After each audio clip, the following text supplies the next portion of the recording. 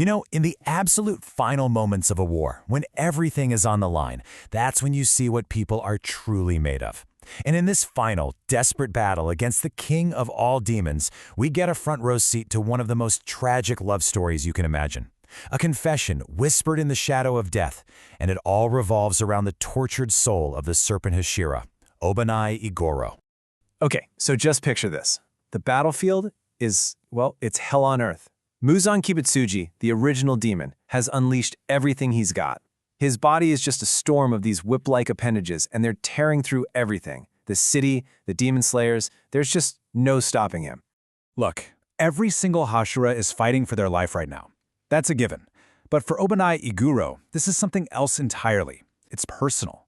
This fight, this final showdown, is his one and only chance to maybe, just maybe, wash away a lifetime of what he sees as sin, a chance to earn a future he is absolutely convinced he doesn't deserve.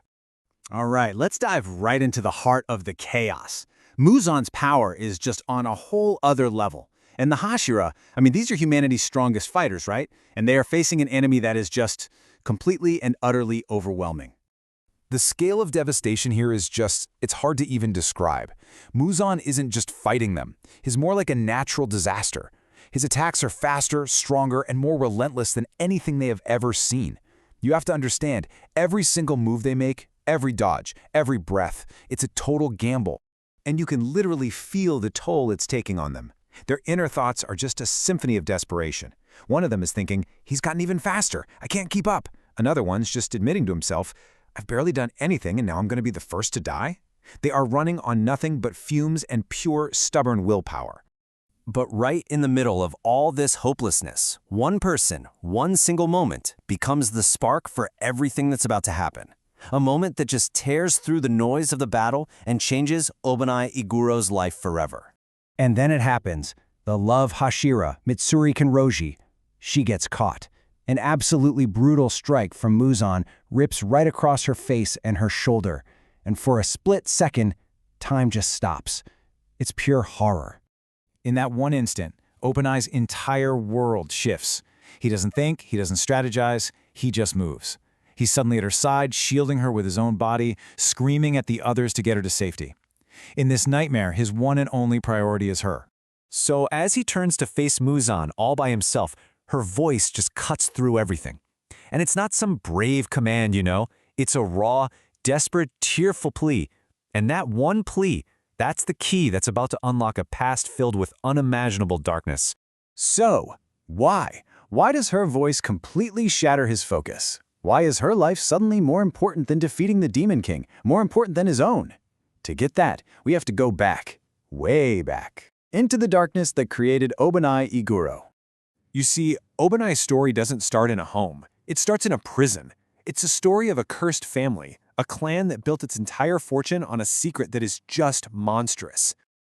Get this, for 370 years, his clan had only ever had daughters. So when Obanai was born, the first boy in nearly 4 centuries, you'd think there'd be a celebration, right? Nope, he was locked away. From the moment he was born, his entire life was the inside of a wooden cage. And he remembers those nights, just suffocating from the smell of rich food they kept bringing him. And then, a sound. He described it as this creepy, slithering sound of something huge crawling around just outside his cell. He said, I felt a gaze fixed upon me. He was being watched, constantly. And here is what was watching him. This is the source of all his childhood terror. The creature his own family worshipped like a god. A demon, with the upper body of a woman and the lower half of a giant serpent, just lounging on a pile of human skulls. So here's the sick deal they made. The demon would go out, kill people, and give all their valuables to Obanai's family.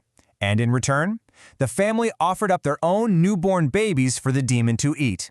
Their entire life of luxury was built on the blood of strangers and their own children. But Obanai, he was special. A rare boy, with these really unique, different-colored eyes. So the demon took a special interest in him. He wasn't going to be eaten right away. No, the plan was to raise him, fatten him up like cattle, so he'd be a better meal later on. His own family even sliced his mouth open to make him look more like the serpent demon, like they were marking their property. But Obanai decided he wasn't going to be a meal. He chose to live. With a hairpin he'd stolen, he just started scratching away at the wooden bars of his cage, night after night after night. His only friend in all this was a little white snake, Kaburamaru, who had managed to get into his cell. And then, finally, he broke free and he ran. He ran for his life with that serpent demon chasing him down. And at the last possible second, a hero appeared, the Flame Hashira. But surviving wasn't a happy ending. The Flame Hashira took Obanai to his only living family member, a cousin. And she didn't hug him, she didn't cry with relief, she screamed at him, because the demon, furious that its special meal had escaped, went back and slaughtered the entire clan. 50 people dead. And to his cousin, it was all his fault. His survival was a sin.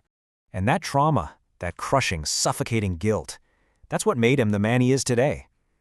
This deep-seated belief that his very existence is wrong becomes the engine for all his rage and his desperate, desperate need for redemption. You know, even now, in the middle of this insane fight with Muzan, he can still feel them. He feels the rotting hands of his 50 dead relatives clawing at him, holding him down. He sees their eyes, judging him. His fight isn't just with the demon in front of him, it's with all the demons inside his own head. This really breaks down his whole mindset, doesn't it? He genuinely believes his blood is filthy, that he was born corrupt. And since he can't fix that, he just channels all of that self-hatred outwards, pointing it like a weapon at every demon he sees. He thinks that by risking his life for other people, maybe, just maybe, he can become a slightly better person.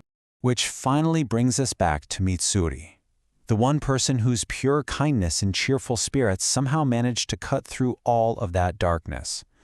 But in his mind, he could never, ever be with her. How could he? His blood is tainted. His soul is stained.